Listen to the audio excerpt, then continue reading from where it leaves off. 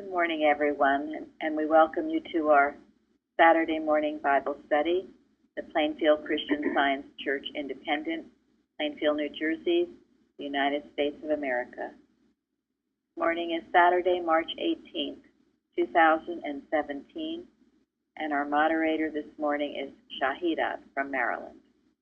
Go ahead, Shahidat. Good morning again, everybody. Scripture, reading the passage this morning is from Miscellaneous Writings by Mrs. Eddy. The Scriptures plainly declare the allness and oneness of God to be the premises of truth, and that God is good. In Him dwells no evil. Christian Science authorizes the logical conclusion drawn from the Scriptures, that there is in reality none besides the eternal, infinite God good. Our topic this morning is contentment. And our first question.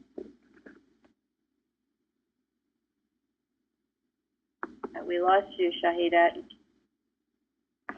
I'm sorry, my computer is trying to not be cooperative, but we're not going to have that. Good.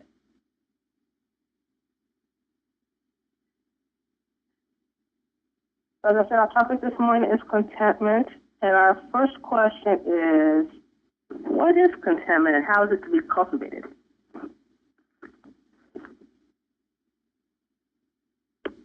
I looked up the definition, and it is a content, resting on or satisfaction of mind without disquiet or acquiescence, which I thought was interesting. But the word satisfaction came to mind, I think, the most. It also said, without external honor is humility. I think I like that. I also found that it's finding joy in what God has given you, the opposite of greed. That is good. I found a definition from the Holman Bible Dictionary. It says, an internal satisfaction which does not demand changes in external circumstances.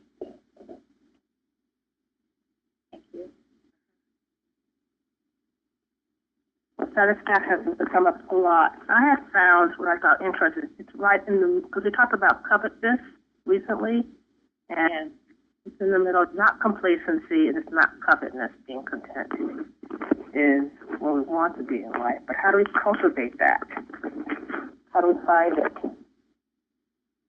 In Matthew, it says, in order to cultivate this contentment, which is also serenity and cheerfulness, we must seek ye first the kingdom of heaven, and then trust God, not man. So what is this kingdom of heaven that we're supposed to seek? His righteousness. Okay. And what does that mean to you? Right living in accordance with God. And if someone came to you and said, well, what the hell is God? What does that mean? How would you describe that? Well, I use now what you said, Gary. Well, I say to them, well, do you believe in truth? Do you believe in any goodness? And then I go on, and of course, the answers are pretty good. Yeah, I mean, does anybody else have any thoughts on contentment? You know, we've read some definitions. One of the things I think that is contentment helps with it, at least, is being grateful for what you have. And that it all comes from God and not from your own personal endeavors necessarily. You know, it's all from God. Gave you all the things that you needed and more. I think the hymn 160 came to thought when I was thinking about this. Satisfied. Whatever be thy lot, that came to my thought when I was thinking about this. I was listening. Go ahead. I was listening to something back um, our modern life, and advertising has gotten tremendous now. And it began a long while back, but it's gotten more and more so. And it's seeking to make people never feel content. I mean, it's a form of mind control. Absolutely right. That's absolutely right.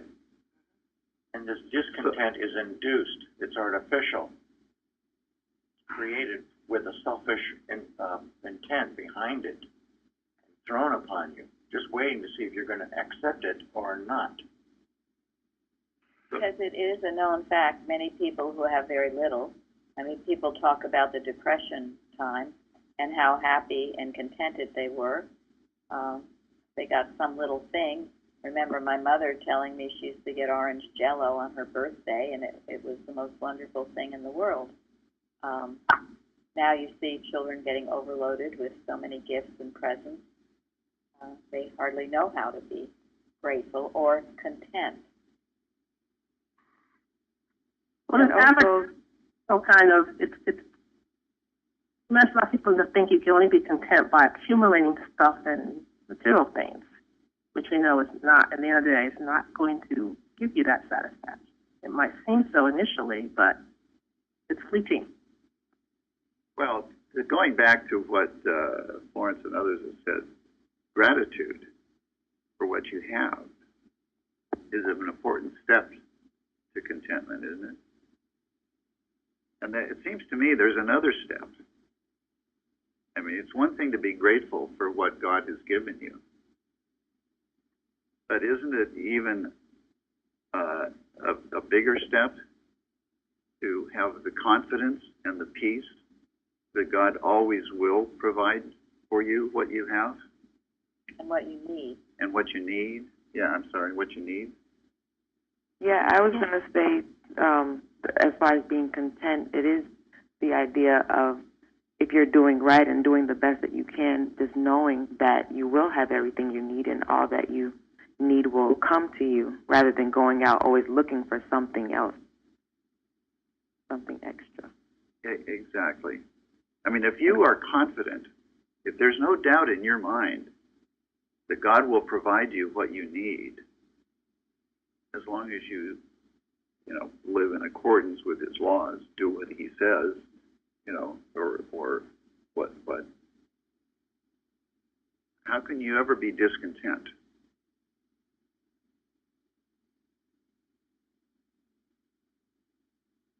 I was looking at the Matthew 6:33, seek ye first the kingdom of God, and I thought a lot about this word kingdom. I got this impression of reign and ruling. And to me that meant is to let the good rule all of my thoughts, motives, let the good rule my actions, let the good rule everything that I'm aware of as I go about my day and doing things. And it's a lot of discipline, but something I found that's helpful. And the good being God, always. So. Yeah, I did like what Lillian said, to be content or grateful with what God has given you. God has given us all many things, and as we know, the more we are grateful for things, the more we will end up receiving things, because that's just how it works. Mrs. Evans used to like to tell the story where she was acting ungrateful about something, and her father told her, if you were more grateful, you would have more. I want to read to you, this is from Precept 1, where Mrs. Eddy says on page 162, if you spiritually take less thought of what appetite craves or desires, about what you eat or drink, then you will drink water instead of coffee, tea, or stimulants, and save much expense in cooking and groceries. Your clothing will abide instead of pass away. Your thought will so replenish yourself with wearing apparel that your clothing will be like the widow's oil rather than the fashionable lady's wardrobe from Parisian models, and much time saved for usefulness instead of being expended on shopping and selecting and fitting garments. You will desire that place in society and the world which removes you furthest from them. The fate of ambition is its snare. Its only rationality is madness. We should yearn and aspire to rise above the world, its sorrows or its favors, with as great earnestness as to triumph over sickness, sin, and death. For worldly ambition leads in the path of these conditions which are forbidden and forsaken in Christian Science. That's Mrs. Eddy. So, I read too where contentment is considered a great jewel. Think about it. There's nothing worse than not being content. And it can, believe me, it can happen to the person that has more money than he knows what to do with, as well as the person that has very little. It is a state of thought that's to be cultivated, and the way you do cultivate it is in being grateful and aware of what God is giving you and not constantly desiring more and more and more. Be grateful with what you have. You know, now there's kind of a new movement, people buying tiny houses and people trying to live with as little as they possibly can because they know that all of this consumption is fairly set, all the advertising and constant wanting more and more and more, along with that more and more and more. In fact, I read where greed and anxiety are constant companions. Think about it. The more you have, the more you worry about what you have and losing it, and it's endless because it's a godless state. The other, I thought this was good too. Contentment is a state of not looking back with regret. Looking back without regret, looking at the present without envy, and looking at the future without fear.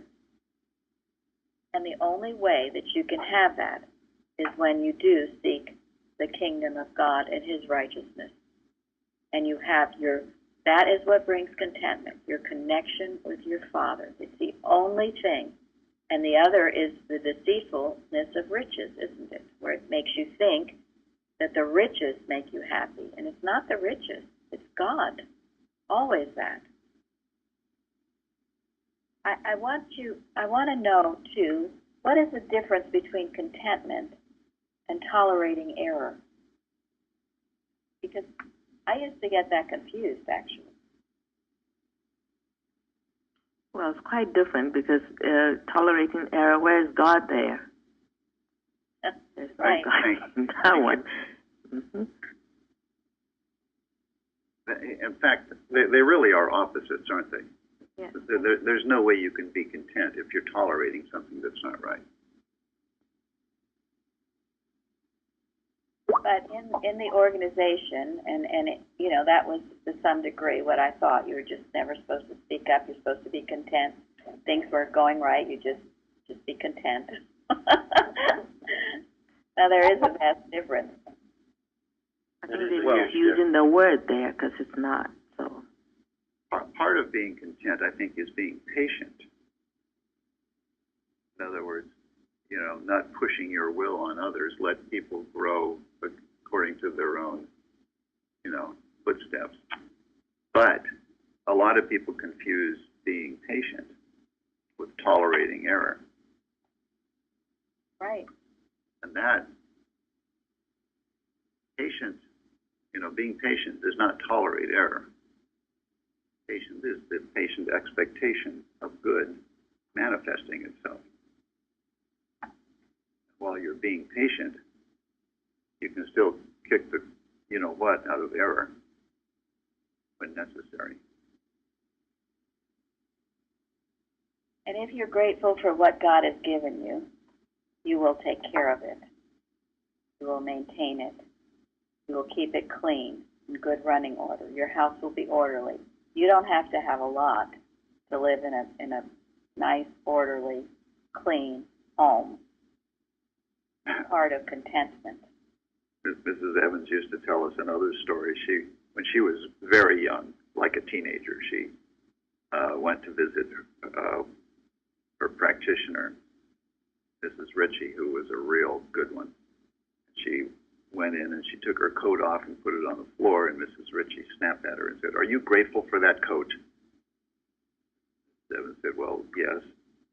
The practitioner said, "Then pick it up and hang it up." She said that healed her of this untidiness.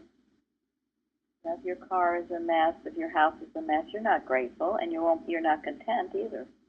And how can you ever receive more if you're not grateful for what you have? This is the cultivating it. Think about what you have. Think about how you can take better care of it. Just as I read from Mrs. Eddy in Precepts, where things won't grow old, things will stay right and new when you're grateful for them and take good care of it. This planned obsolescence that, especially it seems in America, I was talking to a European woman, a shop owner, but she said how in Europe, and maybe Suzanne can speak to this, but the European women, they don't have closets and closets full of clothes. They only have a few good things that they take good care of, I mean, generally speaking. That's absolutely right.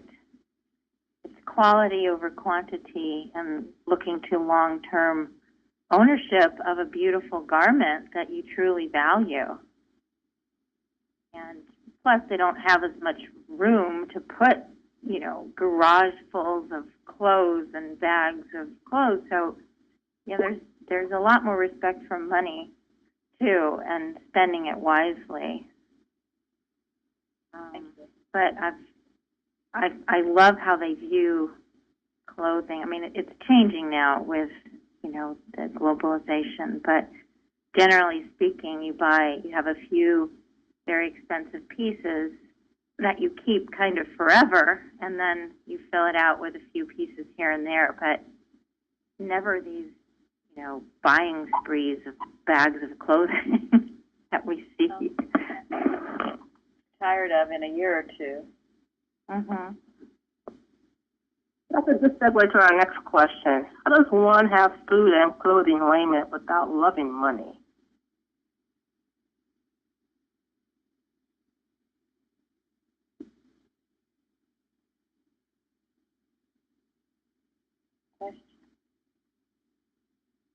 I think it all comes down to trust and faith in God. Yes, faith in God, yes. Well, it's sort of the question of what do you love, isn't it?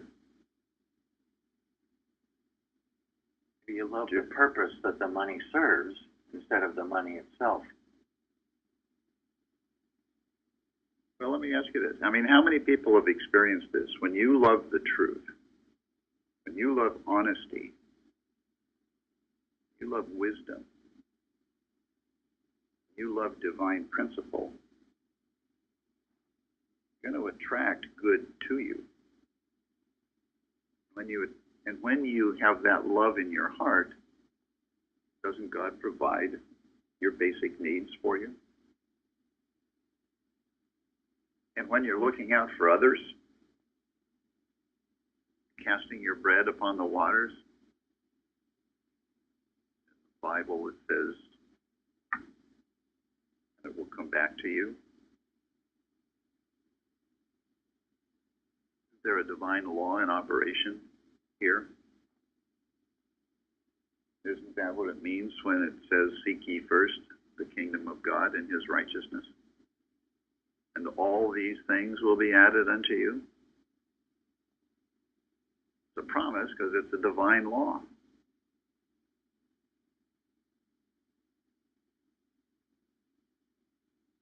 If you love money,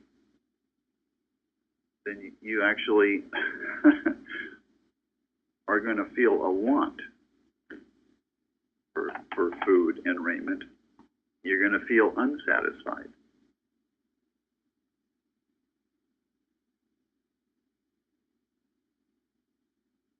Yeah, there was a list of things about loving money. You cannot keep what you gain. You will encounter powerful temptations that ruin many people. You may wander from your faith as that seed that was choked with the thorns of deceitfulness of wealth. You will experience great sorrow. Love of money is not a great servant, but a horrible master. Money, the love of money, will break your heart. In the lesson, it says that, it leads to perdition, which is utter destruction. Go ahead. Someone going to speak? Root of all evil. The root of all evil. The love of it. The constant desire of it. Not the money itself. Money serves a good purpose. Right. Yeah. I was just going to say, I was thinking of that it's not the having it, because I've known plenty of people who didn't have it, who still loved it and were really, seeking it all the time, never thinking of being generous or anything like that. So definitely not the having it. And remember, you can't take it with you. Right. Yes, I read where there are no U-Hauls behind hearses.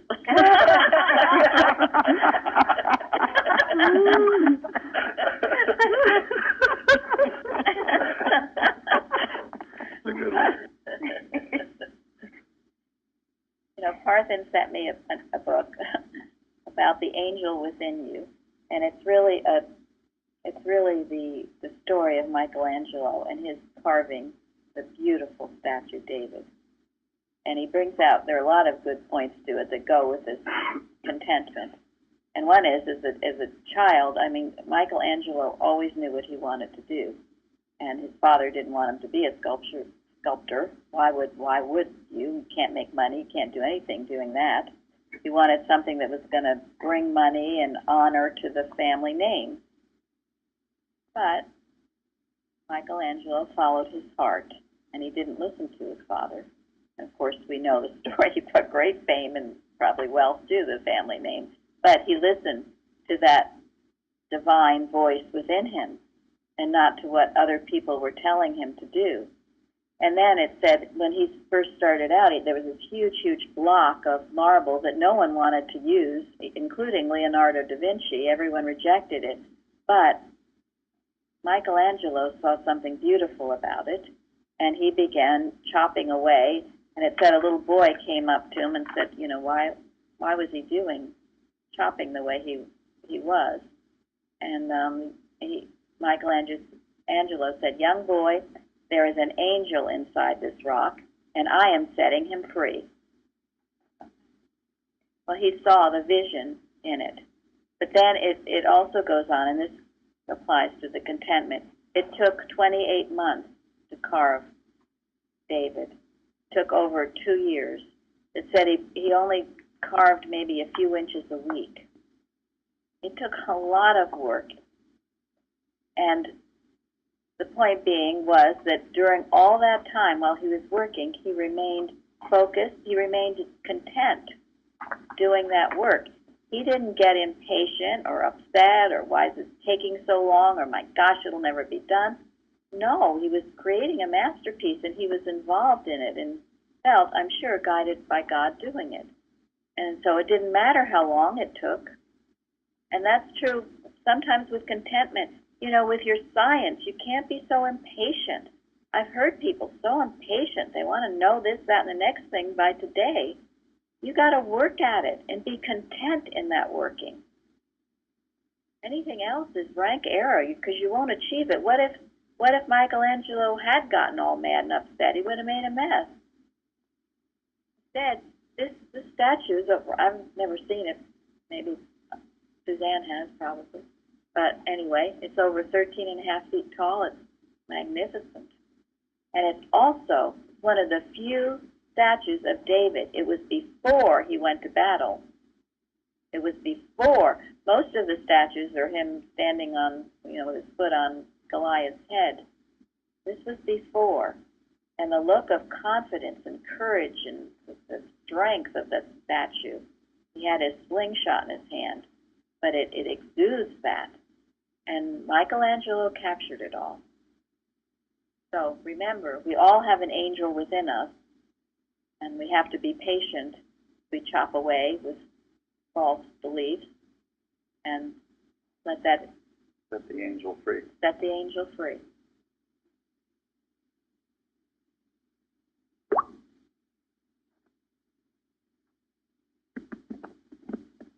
So, where are we, Shahidat? Oh, yes. So did we? Well, and remember, too, think of Jesus and the loaves and the fishes. Think of what the prophets did. Their oneness with God created their supply. They had such trust in the Father. It was there. So that's where you focus on, as Gary was saying, seeking the kingdom of heaven and his righteousness. Now, that doesn't mean you just sit around and don't work, for heaven's sake. Work is part of being the man that God created. Anything else is laziness. Michelangelo worked very hard. But I like to think of contentment with fulfillment. Nobody's fulfilled just by sitting there. Thank you. So, Work is natural, is man's natural state. Not sitting around dreaming. Michelangelo had the thought of what to do, but he also worked day and night. Got to be a combination. So, and when you work and be humble enough to take any work you need to, you will progress and you'll have everything you need. It's your nature to work, and God provides that work.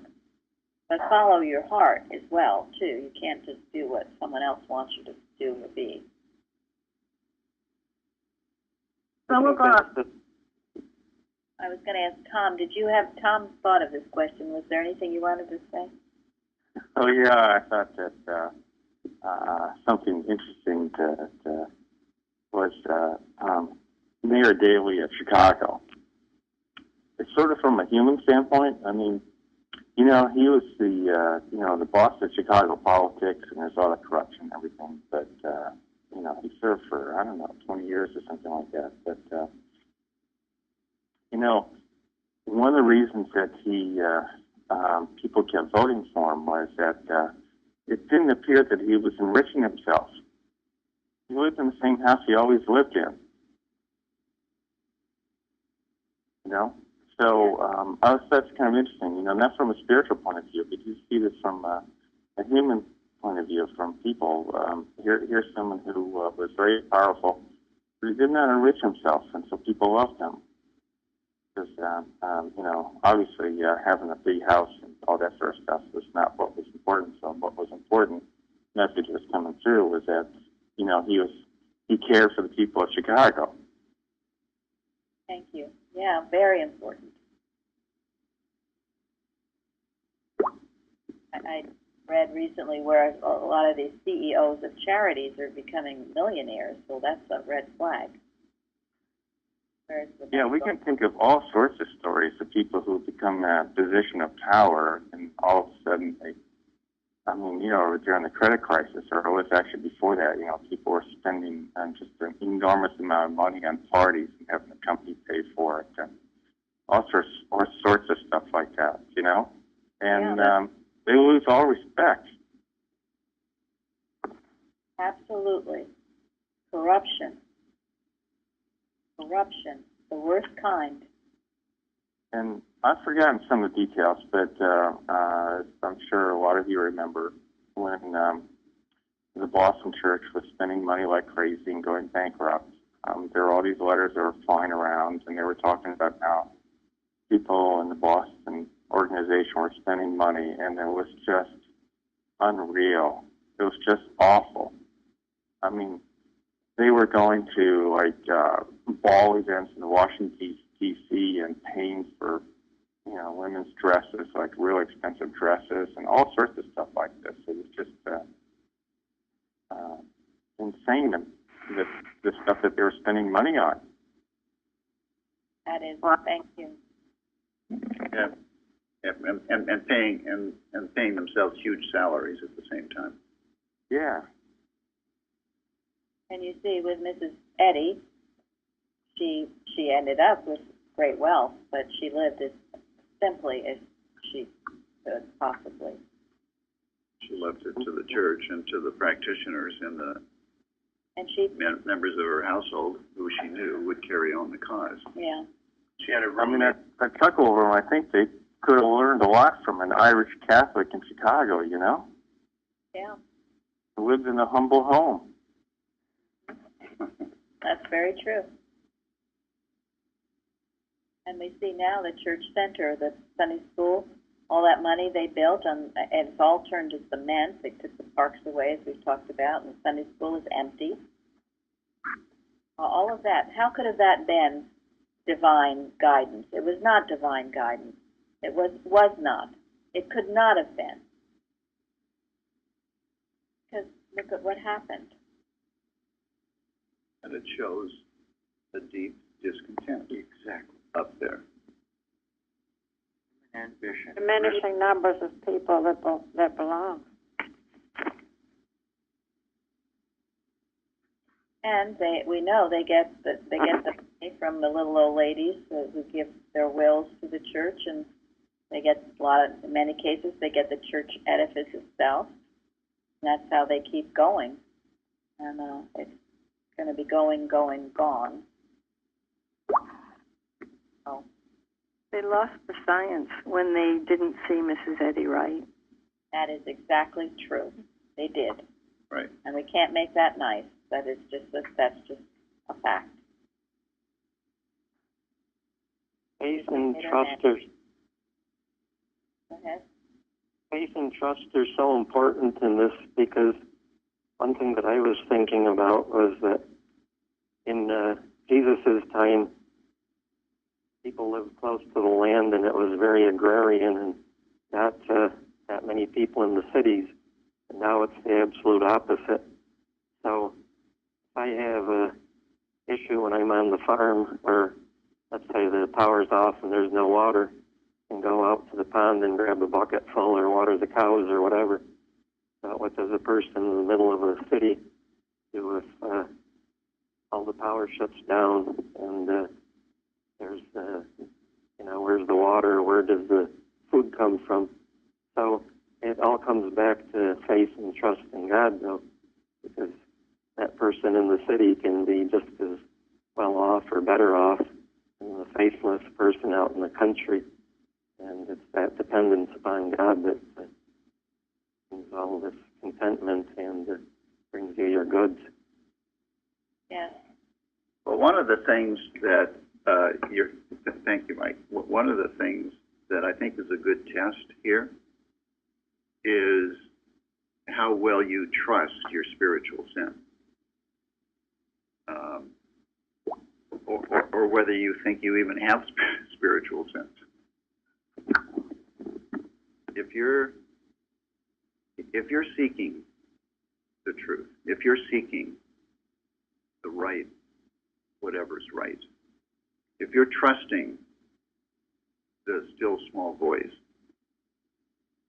to govern your actions each day, then you're going to live where God wants you to live, and He will take care of you. You will have the water that you need.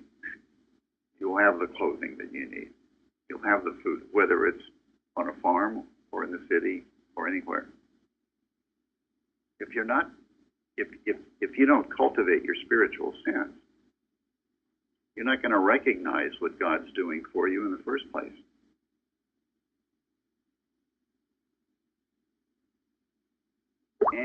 And you're not going to be content.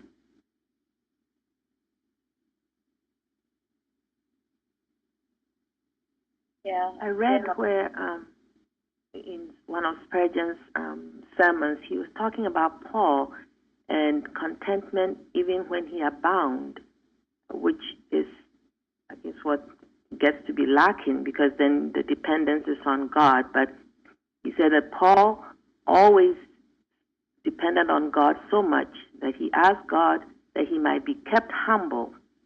So whether he had or not, he was content. Oh, thank you. That's a beautiful thought. Yeah, and that's a challenge sometimes, isn't it? When God gives you so much and life becomes so good, isn't it easy for some people to forget God in that case? That's the trouble right there. Yeah, that's the trouble. That's the more dangerous place to be. Yeah. And Mrs. Eddy says, tear or triumph, harm.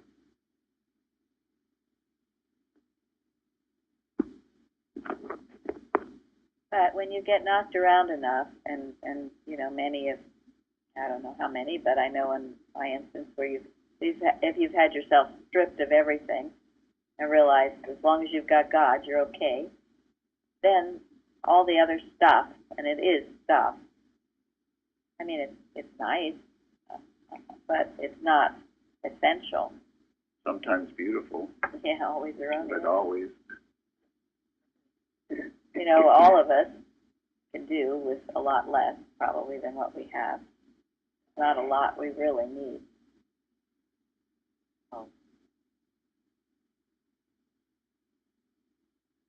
So anything else on this? How we doing, Shida? We're going to go to the next question. Why is godliness with contentment a great gain? Directly from the lesson. I thought this question was interesting because there could be contentment without God, or they think there's contentment without God. And Ms. Zeddy even refers to she had more hope with prisoners who were pagans than this jealous, self-satisfied Christian who was being disobedient to God. And I think if you self-satisfied, you might think you're content, and then you continue in the ways that are going against God. So godliness is a big deal with contentment. Very good. Yeah, if you think you can be satisfied with a lot of stuff around you, a bigger house, more food, more money, whatever. If you think that you're going to be content without godliness, you're only deceiving yourself, aren't you? And you see it though. Many people, I always wonder how they can seem to be happy without God. But they seem to have all their material needs met, and so they seem okay. And maybe they have more of God than I know. I don't know, but I think it would be desolation, whether you lived in a palace or a shack. It's desolation without God. Well, coming from a godless life that I was not doing well in, I had this feeling, and I had told a couple people, like, I felt like inside I was being strip-mined and slowly empty. I didn't understand what that was until coming here. So I think that's why a lot of people do drugs, to cover that feeling up. Thank you. Yeah, it is. That's where it leads to. Yes. You are going to look for something else because you're so empty. It's a void only God can fill, and that is planned. That's a planned thing. That's the way we are. God is the only thing that can fill that void. And that's why it's the godliness which is the great gain. Because only then do you have true contentment, true confidence that you're in a safe place. When I read that, I was thinking about, some people that I know. For instance, in the Bible, we studied that story of Abigail. She was married to that churlish man. Sounded kind of horrible. But she was a godly woman, wasn't she? And she did the best she could under those circumstances. She was godly. And in godly, she was also content. She didn't ask for anything more. She did the best she could with what she had. And God lifted her out of that situation after she met David. And then I thought of Ruth. I mean, that was a horrible experience. Her husband died, her father-in-law died. Family was all broken up. I mean, it was tragic. But she was a godly woman, wasn't she? And she followed Naomi, and God lifted her out. Found a husband, and all good came her way. Why? Because she remained godly under terrible circumstances. I thought of the movie, I don't know if any of you saw it, but the Hidden Figures one I've talked about. They were godly. Those three women were godly. They were mistreated. It was unjust. But they lived a godly life. They stuck to the principles of God. They focused on their Father, and they too were lifted out, all three of them, up and out. They could have been nasty or otherwise not godly, but they stuck to their Christian principles. So whatever hand you've been dealt, you remain godly.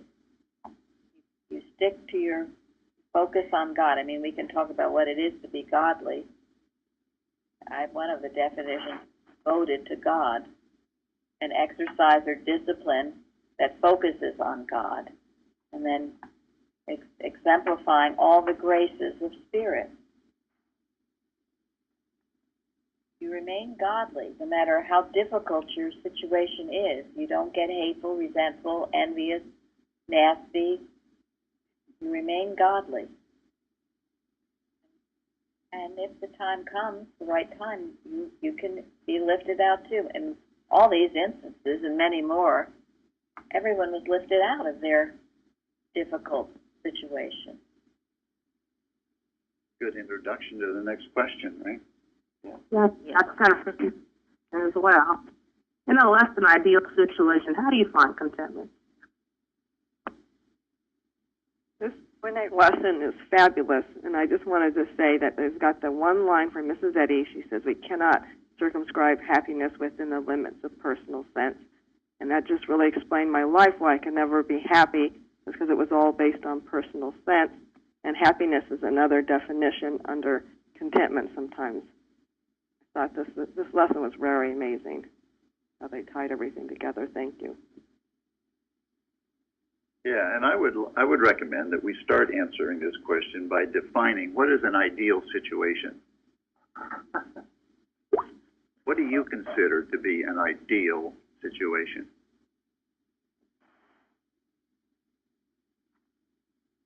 It's life with God. It's like what you said in your, I think, testimony about what is success. Yeah, because the human definition of ideal is going to lead you down some pretty empty paths, isn't it? Yes, because it just means having a great house, and nice clothes, and all the material comforts that the human Have an ideal situation. Yeah, that's what the world will tell you is ideal, right? Or prosperity. Yeah, and yet, and everybody loves you too, right? Yeah. There's a lot of envying if you live in an ideal situation. No rancor, no prejudice, no nothing, right? You have this perfect little home and family, and everybody's perfect. They're all just perfect. They're all perfect little Christian scientists. They'll love you on the surface till their true colors come out. You know, Mrs. Eddy lived in less than an ideal situation most of her life. And she went on, and she went on, and nothing could stop her. And how did she do that? With God. It was her tremendous love for God and for mankind. That's how you do it. Had the highest regard and respect for the fact that she was given a revelation from God, and it meant more than any other thing that could ever be put in front of her. And it remained so, no matter how wealthy he got. Yes, or no matter how difficult it got. When everybody, her family, her sister turned on her, her husband died, her mother died, she lost her son. It was not an ideal situation, but she remained content because she had this connection with her Father. And she never stopped working. She never stopped working. She never got mad at God and said, well, why did this happen? And I'm going to give up. And why should I be doing all this when I'm having such a horrible time? Which is very easy to do, and you see it happen too often. Well, I think our proofs of God's care. So right, that's true. That's how you guys hire. That's how you get right hire. She did. I was reading about the next friend suit, and one of the reasons why she left Pleasant View was because the laws of the state of New Hampshire would not protect her as did the laws in the state of Massachusetts. And she did say, she told someone, if I ever have to leave this home, meaning Pleasant View, I will be mentally murdered. And when she went to Chestnut Hill, she only lived for 2 more years. But it shows that through that difficult time, God was leading her, and she did all she could for the movement, and then it was time for her to go on, and people would have to learn, and boy, have we. And as Dale said, it was in disobedience to her. It's why there's been such a decline in the organization.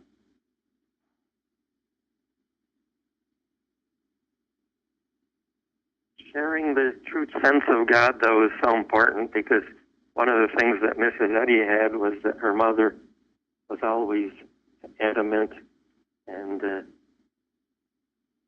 sharing her love of God with Mrs. Eddy, and just thinking through this whole thing. I mean, I had no basis to love God because I didn't know who God was, and what most of the world was representing as God, I wanted no part of. And I think this is why it is so beautiful what Plainfield is doing, because it's that correct concept of God that will inspire others to live and depend on God. I mean, I just so respect people like Mrs. Eddy, Ruth, and Abigail, who can do it without that I could never do without a good example. Yeah. And it goes back to love. It is love. And that hymn, it matters not what be thy lot, so loved us God. It's love. So no matter what your unideal situation is that you find yourself, you can still love, can't you? You can still look out for others. You can still be grateful. You can expect God to take care of you and others. You can keep your joy. You don't have to get angry or sad. Still do what's right. You can still do what's right. That's it. Yep. That's it. You can Well, I think that's that really, sorry, but that really sums it up, because I was angry, I was hateful, I was sad, I was everything. But the one thing that thankfully I didn't give up was trying to maintain honesty, and I think that's been my saving grace from God, because that is an attribute of God. But I had nothing to be happy about. I thought, now I'm so grateful for these teachings from Mrs. Eddy and God, and now Plainfield, because now when I get into these sad or angry situations, I know how to work my way out of it. Take a day or two, which is too long, but at least I know how to do it now. Whereas in the past, the only thing I knew how to do was live from day to day. Thank you, Mike. That's Thank you, Mike. Tremendous healing. These healings, we're getting into the greater work. Initially, when you come into science, and you have a lot of physical healings, because everyone comes, they want to hear all these physical healings that go on in Christian Science, and there have been many here. But then you get where these deep character changes come, and they prevent the physical problems from coming in the first place. And our Wednesday meetings are often full of that kind of healing. And it's not to be scoffed at all, because it's not some physical healing. Thank God you don't have the problems anymore. your thoughts rising and ascending. And it will. It can't help but. And this is the whole healing, the transformation that comes about. Not all about physically being healed, although that's the bait at first to get people interested. Shall we go to our next question? Sure. Sure. In Ecclesiastes, the author says, all is vanity. I looked up the word vanity from Bible dictionaries, and the definition I came up with, the word means meaningless. So if that's the case, if all is vanity, meaning meaningless, why do people insist on finding contentment in actions that are ultimately meaningless?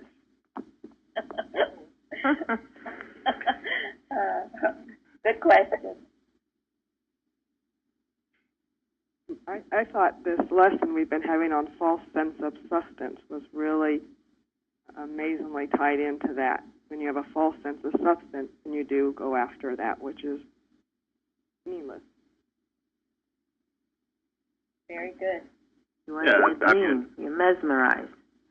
Yeah, it's like asking the question, why do people make mistakes?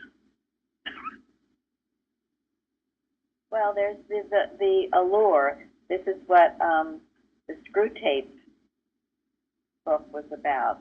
The devil is a pro at getting you to think that you're going to want something that's not good for you. It works on you that way. And that's what all this was fairly brought out in the beginning, all this false advertising. The allure, the glamour, the glitter of it. Somehow you think that's going to be great. You see the movie stars. Looks like they're having such a great time. Ha, ha, ha. Or the advertisements. Gary was saying, there was it was for a drug. But they looked like they were having such a good time. Oh, gosh. They look like that because they weren't on the drug. Well, and remember, all the cigarette ads, Marlboro Country, and how beautiful, and all the girls and the beer ads. Oh my gosh, look at all those girls and all the fun they're having. Who wouldn't want to have a beer, or a smoke, or a drug? Yeah, all of it, the awful deception. Yes. Somebody asked me, why is it that people who are not living godly or whatever seem to be so happy? Yes. Are they really happy? Most of them? Right. How can they be? They're free from all that junk. Exactly. How can, that's the point. How can they be? People are really good at putting on appearances. I mean, some of the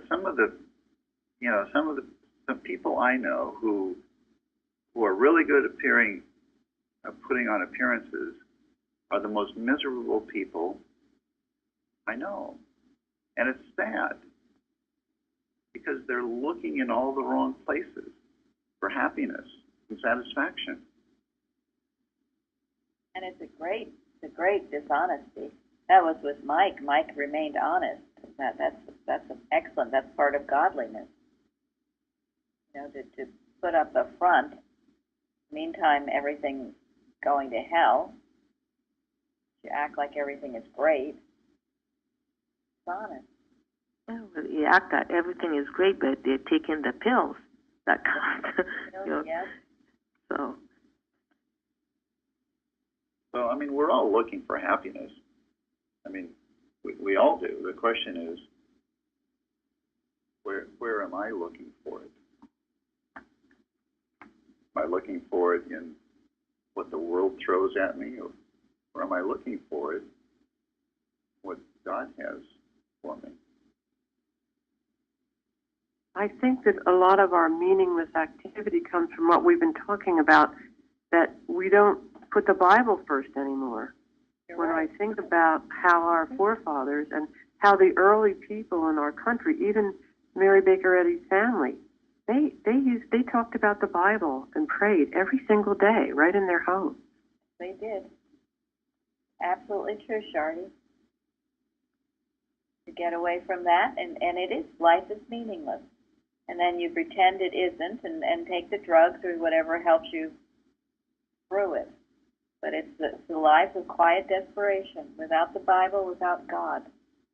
I heard there was this, I don't know where I read this, but it was a take, it's an awful take on the golden rule, and it was this: he who has the gold makes the rules. Well, that's a perversion. Well, Right. definitely a perversion, but you see that is, again, the deceitfulness of the riches. That's what you think. You get the money, then you get the power and the control, all deceitful and all blasphemous. That's why you need to know the Bible, and you need to understand what the rules are and why they work and why nothing else does. I mean, it is called the chart of life for a reason. But even there, the regular churches don't put on the whole thing, because the phrase, the love of money is the root of all evil, which obviously is true. But then the finishing of that verse describes how that when you just go after the money, you're going to end up in desolation, or I can't quite remember what the word was. And Yes. that's the part that they never add to it. Right, they skip that part. One of the Drown things men they in- were saying. Go ahead. Yeah. That's all. Drown men in destruction and perdition. Go ahead now. I was just going to add that one of the things that they said in the Bible research was that the churches are not teaching the Bible or speaking the Bible or using the Bible like they did. That may speak to that. An interesting point is that schools originally something started so that they could teach people how to read so they could read the Bible. Yes. Yes, it was. It's what Abraham Lincoln learned how to read. He learned how to read the Bible from his mother. It was, the Bible was the center. Everybody had a Bible, and it was an important part of your family and what you did. And it should be now. And if it isn't, then get it in there. So I just want to say, sometimes when you think of what you need to do, it sounds like such a stretch, and I like to think sometimes of this King Abijah, who wasn't really a good king of Judah, okay? But he did remember God, and the northern kingdom was always trying to attack the kingdom of Judah. So they attacked Judah, and they were outnumbered 2-1. So they were ambushed. They were outnumbered 2-1, and Judah fought back and killed more people than they had soldiers, and won the battle there. So here's someone who is very, very imperfect. Okay, not really a good king, but he still tried to follow God, and and that's and he was able to protect the kingdom from his ambush. So it ought to be very encouraging to all of us, shouldn't it? Yeah, and what do the Bible says? The seed as big as what? The mustard. Yeah, mustard seed. Faith as big as a mustard seed can do tremendous things. Doesn't take a lot. Just take what you've got. Grow on that. Something that was very inspiring to me when I read the question, how does one find contentment in less than an ideal situation, was remembering the example of the slave's experience in the audio on spirituals, the interview with Joe Carter. And he said they had a secret door. And I was thinking of the 91st Psalm, he that dwelleth in the secret place of the Most High shall abide under the shadow of the Almighty. And they knew that their master was not the person who owned them. They had their hope in God. It is so inspiring. Mm-hmm. Yes.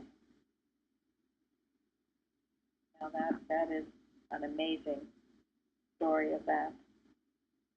And who? And the blacks often seem to be the nearest ones to really being religious and knowing the Bible. Yes, they do know the Bible well. Yes. Well, They when really, you don't, they really got it. They needed it so much, and they got it. They did. well, when you don't have a lot, and you aren't distracted by all the television and radio and nonsense, you know, it's a natural desire to want to know God, to want to be closer to God, to find your purpose, to fill your needs. I mean, it's a natural desire. When you're not distracted with all the nonsense, it's actually easier, isn't it, to focus on the things of God. And today, you know, very few people are truly in poverty. I mean, today it's very easy to meet all of our basic needs. So it's very easy for people to get lazy mentally and forget that God is providing this. As the story of Hosea, what is it, Jeremy? Oh, the shopkeeper saying, our gods are taking care of us. The prophet Hosea is so upset that they weren't turning to the one God, and they told him to calm down. Our gods are taking really good care of us. And then they ended up in slavery. And they ended up in slavery. Yes, they did. We have our gods today of education, materia medica, old theology, a lot of gods. Absolutely. They're not taking. We think they're taking care of us, but they're not. They're not doing a great job. And it will end in slavery. It will. Don't think it can't happen. And in a way, it is ending in slavery for a lot of people today. Just a different form of slavery. Bondage to the drugs and the heroin addicts and all of that, slavery. So what I find sad sometimes is I used to get on the subway, this is a long, long time ago, and going to work, and I frequently would see someone sitting in the subway reading the Bible. Now sometimes I look and I say, okay, can I find someone reading the Bible when I go to work? And I can't find someone who does that. But I can find plenty of people who have their phones and listen to music. Yeah. Yeah. No, I know Joseph has told me that in Europe too, in Spain, and he used to always see people in coffee shops or on trains reading the Bible. He says now, if you're doing it, you feel like you're going to get thrown out, and that's true, and I guess evidently in Britain as well. So take your Bible out and read it on the train. Yeah, and starting here, so I think that's a good idea. People are starting to feel that way here too. It happened to me. I had a workman into my house who was just doing a small task in the living room, repairing a piece of furniture, and I was sitting on the sofa, not having anything much to do with him. You know, he's a very nice-seeming young man, but he was a workman. And I was reading the Bible. I was working on my lesson.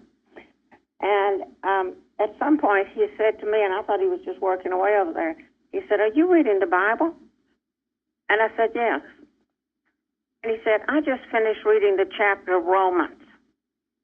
I was so surprised. I ended up giving him Science and Health, which he really was glad to get.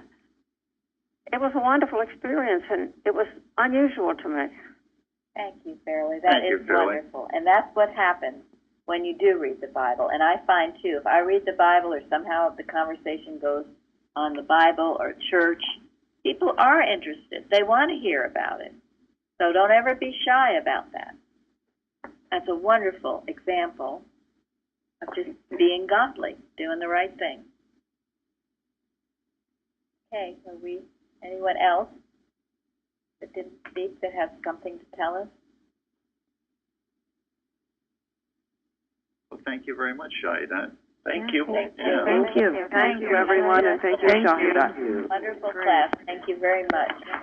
Thank you very much. Have a contented day. Yeah.